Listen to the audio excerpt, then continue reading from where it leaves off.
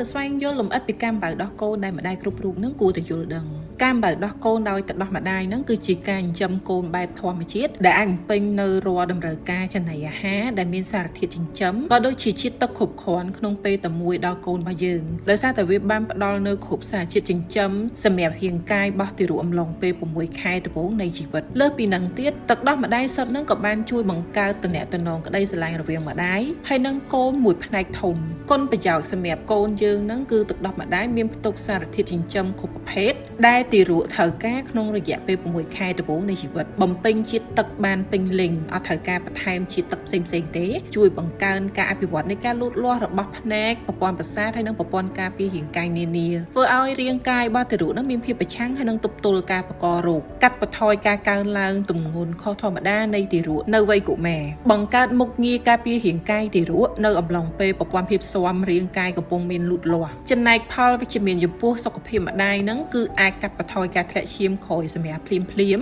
កាត់បន្ថយអត្រាប្រឈមនឹងជំងឺមហារីកដោះក៏ដូចជាមហារីកពេញអូវែហើយក៏ថែមទាំងជួយពន្យាពេលនៃការមកវត្តរដូវថ្មីរបស់យើងផងដែរការចាប់ផ្ដើមបើកដោះដំបូងហ្នឹងម៉ាក់អាចធ្វើឡើងនៅពេល1ម៉ោងដំបូងក្រោយការសម្រាប់កូនរួចដោយសារទឹកដោះដំបូងដែលចេញពីដោះយើងផ្ទាល់ហ្នឹងវាមានពណ៌លឿងស្រាលហើយនឹងខាប់វាសម្បូរទៅដោយប្រូតេអ៊ីនហើយនឹងប្រព័ន្ធភាពស៊ាំរាងកាយគ្រប់គ្រាន់ដែលជីវិតទារកដែលទៅបង្កើតហ្នឹងគឺត្រូវការចាំបាច់មែនទែនក្នុងការចាប់ផ្ដើមជីវិតរបស់ពួកគាត់ជាការប្រសើរគួរឲ្យស្បែកម្ដាយហើយនិងស្បែកកូននឹងមានការប៉ះពាល់ភ្លាមក្រោយការសម្រាលឬអាចអោបកូនឲ្យផ្អឹបជាប់នឹងដើមធូងរបស់ម្ដាយនឹងមួយរយៈដើម្បីជាឱកាសឲ្យកូនយើងដែលទៅបង្កើតនឹងបានប៉ះផ្ទាល់នឹងក្បាលដោះម្ដាយនិងអាចបើដោះដោយខ្លួនឯងបើទោះជាអត់មានការជួយបន្ថែមក៏ដោយសម្រាប់ស្ត្រីដែលមានកូនដំបូងនឹងអាចសុំជំនួយពីឈ្មោះជំនាញឬអ្នកជំនាញបង្ហាញពីការអោបទារកនិងការបើដោះកូនដែលបានត្រឹមត្រូវដែររយៈពេលនៃការបើនឹងអំឡុងពេលមួយសប្តាហ៍ក្រោយពេលសម្រាលរួចនឹងទារកអាចបើដោះម្ដាយពី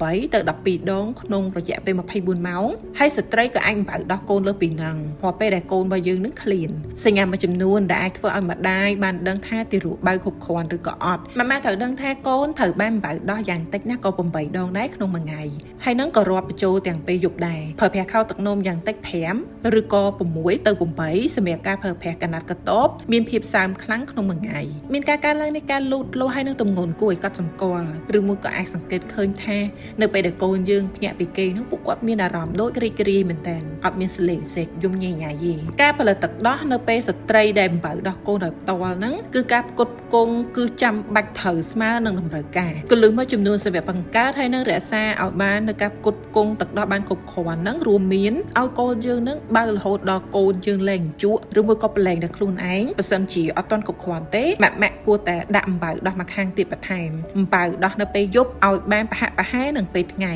អត់គួរផ្ដល់ចំណីអាហារឬមួយក៏សារធាតុហៀវផ្សេងទៀតដល់កូនយើងទេព្រោះអាចធ្វើឲ្យកូនយើងនឹងលែងចង់បើឬមួយក៏កាត់បន្ថយការផ្គត់ផ្គង់ទឹកដោះរបស់អ្នកទៀតរបៀបទូទៅនៃការអំបៅដោះកូននឹងម៉ាក់ត្រូវអង្គុយដោយទប់លំនឹងដោយខ្នងហើយនឹងជើងដោយអាចអង្គុយត្រង់ឬក៏ផ្អែកខ្នងទៅលើអ្វីមួយដែលមានលំនឹងមាំដាក់កូនអោបឬបីឲ្យបានជិតធុងម្ដាយអវ៉ែខ្លួនកូនឲ្យបែរមកចំហៀងគៀកនឹងដើមធុងហើយធ្វើម៉េចឲ្យមាត់ហើយនឹងច្រមុះរបស់កូនយើងនៅកម្ពស់ប្រហែលនឹងក្បាលដោះរបស់ម្ដាយគឺវាជាការល្អ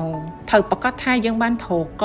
ហើយនឹងស្មារបស់កូនតែកុំឲ្យត្រក្បាលគួរសេរីម៉េចដើម្បីធ្វើឲ្យកូនយើងមានផាសុខភាពហើយនឹងបើដោយខ្លួនឯងទៅដោះថ្នមលើមាត់របស់កូនជាមួយនឹងផ្នែកខាងក្រោមនៃដើមធុងរបស់អ្នកជាទូទៅការធ្វើបែបហ្នឹងនឹងធ្វើឲ្យកូនរបស់យើងហាមាត់ធំតែខ្លួនឯងយើងអាចសម្គាល់ពីសញ្ញាដែលយើងគិតថាកូនយើងបើបានល្អហើយដោយសារតែយើងអាចសង្កេតទៅលើចង្ការបស់ទារកស្ថិតនៅគៀកនឹងដោះម្ដាយហើយមាត់បើកធំដោយពពោះមាត់ខាងក្រោមកោងទៅក្រោមច្រមុះរបស់ទារកអត់មានអីបិទបាំងឬស្ទះឬគ្រាន់តែប៉ះជាមួយរង្វង់ក្បាលដោះថ្ពាល់របស់ទារកមិនគួរបឺតជាប់ទេហើយក៏អត់គួរមានសម្លេងប្លែកពេលដែលបើឡើយម្ដាយអាចមានការឈឺចាប់នៅក្បាលដោះប៉ុន្តែម្ដាយអាចមានការស្រាវពេលវាសម្រកនឹងការបើជញ្ជក់របស់កូន